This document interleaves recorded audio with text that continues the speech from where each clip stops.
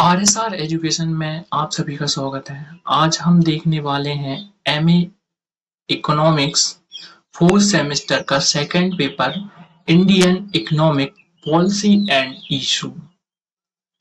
सबसे पहले हम देखते हैं सेक्शन ए, जिसमें आए हुए हैं ऑब्जेक्टिव टाइप क्वेश्चन। सबसे पहला क्वेश्चन है, भारत में बेरोजगारी का कारण, कृषि की न्यून उत्पादकता, ऊंची श्रम लागत, सामाजिक रीतियां या उपरोक्त सभी।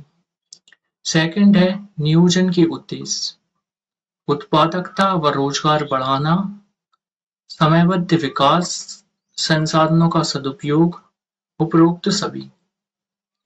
तीसरा क्वेश्चन आया है, अंतरराष्ट्रीय मौद्रिक संस्थाओं के नाम, विश्व बैंक, मुद्रा कोष, एशियाई बैंक, उपरोक्त सभी। सरकारी वित्त प्रबंधन के अंग हैं केंद्र सरकार, राज्य सरकार, दोनों, आ और वा, उपयुक्त में से कोई नहीं। पांचवा क्वेश्चन है, भारत में उद्योगों का विभाजन, बृहत्काय उद्योग, लघुकाय उद्योग, कुटीर व गृह उद्योग या उपयुक्त सभी।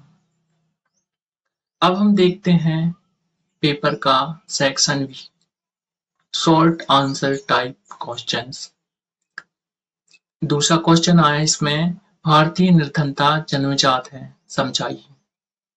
अथवा राष्ट्रीय आय की प्रवृत्ति और ढांचा समझाइए। तीसरा क्वेश्चन है, भारतीय नियोजन का सार्थक मूल्यांकन कीजिए अथवा भारत में आर्थिक सुधारों की आवश्यकता समझाइए। चौथा क्वेश्चन है, भारत में फसल चक्र की आवश्यकता और उपयोगिता समझाइए अथवा भारत की कृषि की ज्वलंत समस्याओं का वर्णन कीजिए। पांचवा है, भारतीय मौद्रिक नीति के उद्देश्यों और सफलताओं की विवेचना कीजिए अथवा सेबी के कार्यों का वर्णन कीजिए, क्या यह संस्था अपरिहार्य है। छठवां क्वेश्चन है, भारत के विदेशी व्यापार और भुगतान साम्य की स्थिति का आकलन कीजिए अथवा नवीनतम वित्त आयोग के गठन के उद्देश्यों का वर्णन कीजिए। अब आता है section C, long answer type questions. सातवां क्वेश्चन है, भारत का जनांकीय विवरण दीजिए, क्या यह वृद्धि मूलक है अथवा भारत की राष्ट्रीय आय गणना की कमजोरियां समझाइए। आठवां क्वेश्चन है, भारतीय नियोजन के उद्देश्य और व्यूह रचना समझाइए अथवा भारत के आर्थिक सुधारों का आलोचनात्मक परीक्षण कीजिए।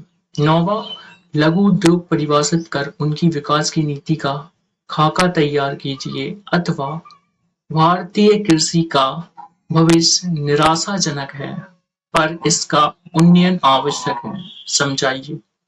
10वां, भारत की आधारभूत संरचनात्मक विशेषताओं का वर्णन कीजिए अथवा भारत के पूंजी बाजार की कमियों का वर्णन कीजिए। भारत में सुदृढ़ पूंजी बाजार कैसे विकसित किया जा सकता है, कारण दीजिए। इसके बाद आया है 11वां क्वेश्चन, क्या भारत में बहुराष्ट्रीय निगमों का अस्तित्व खतरनाक है, कारण दीजिए अथवा अंतरराष्ट्रीय वित्तीय संस्थाओं से भारत के वित्तीय संबंधों की व्याख्या कीजिए, क्या ये संबंध लाभप्रद हैं। Thank you for watching. Please like and subscribe.